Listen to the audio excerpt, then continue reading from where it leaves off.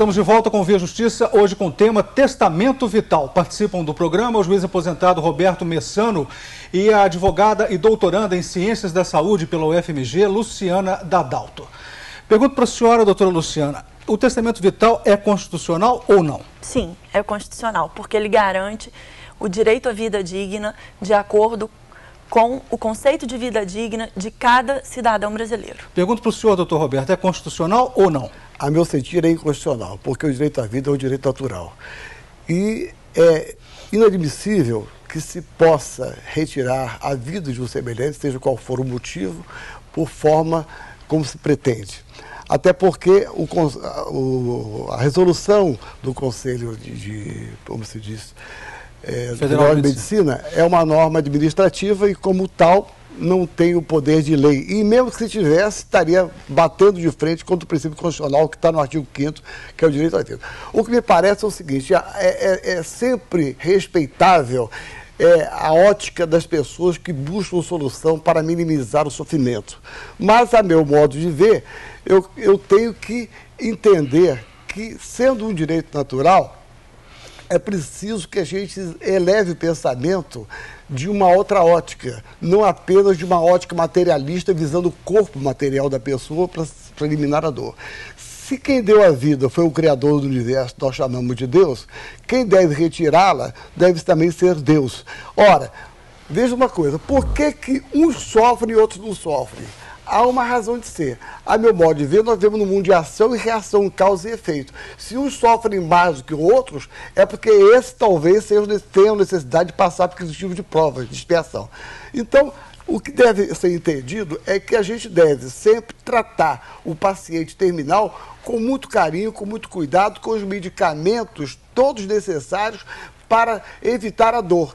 Não utilizar meios que possam acelerar a perda do corpo, a vida, ou acelerar a morte. Mas, doutor Roberto, a resolução de forma alguma estabelece suspensão dos tratamentos ordinários, ou seja, continua-se dando todo o tratamento, todas as medicações necessárias para que aquelas pessoas não sintam dor e vivam de forma digna até que a morte chegue. Isso. O que se pretende com a ortotanásia, que foi regulamentada por essa resolução, não é que a pessoa chegue a óbito, mas sim que não se prolongue essa vida de forma indefinida. Pois é. Isso, eu quero só aviso lembrar, só um minutinho, só lembrar ao senhor que nós vivemos num Estado laico. É lógico. Né? Então, concepções religiosas, elas não são contempladas pelo direito. Mas eu não estou com questões religiosas, eu estou colocando o seguinte, o Estado laico não significa que nós vamos negar a figura de Deus.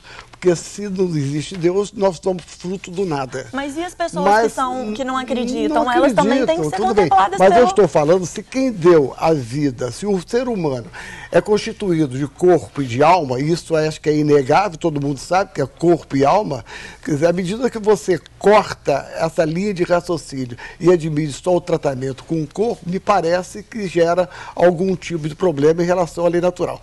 O que eu penso é o seguinte, deve ser mantido todo tipo de tratamento que vise a continuidade da vida de forma carinhosa, até que a lei própria da natureza realmente coloque um fim. Mas é exatamente isso que a resolução trata. Vamos ver agora o que a representante do Conselho Superior da Sociedade de Tanatologia e Cuidados Paliativos de Minas Gerais, Ana Paula Abranches, tem a dizer sobre o papel do médico na elaboração do testamento vital.